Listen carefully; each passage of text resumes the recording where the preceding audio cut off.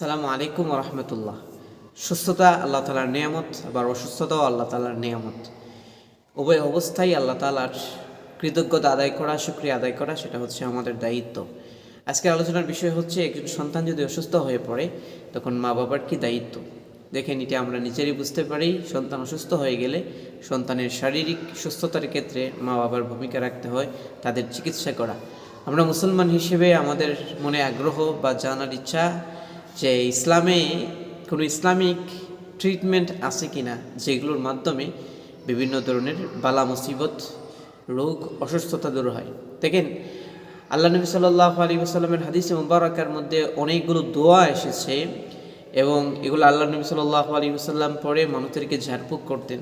তো এখান থেকে আমাদের শিক্ষা হচ্ছে এই, আমাদের সাথে সামনে যখন কোনো অসুস্থ মানুষ আসবে তখন আমরা তাদেরকে এই দোয়াগুলো পাঠ করে ঝাড়ফুঁক করব। তাহলে দেখবেন এই দোয়াগুলোর বরকতে আল্লাহ রাব্বুল আলামিন অনেক অসুস্থতা দূর করে দিবেন।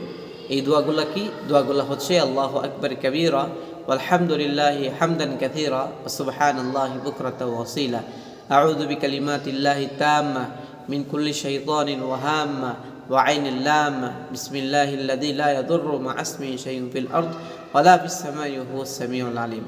তারপরে আল্লাহ নবী আরও দোয়া পড়তেন, আল্লাহুম্মা রাব্বান নাস আযহিবিল বাস ইশফি ওয়া আনতা শাফি লা শিফা ইল্লা শিফাউক শিফা লা ইউগাদিরু সাকামা।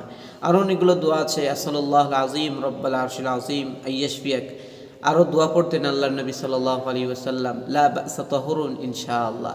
তো এই দোয়াগুলো পড়ে যদি আপনারা আপনাদের সন্তানদেরকে, আশপাশের মানুষগুলোকে ঝাড়ফুঁক করেন, তাহলে দেখবেন এই দোয়াগুলোর বরকতে আল্লাহ তাআলা অসুস্থতা দূর করে দিবেন ইনশাআল্লাহ।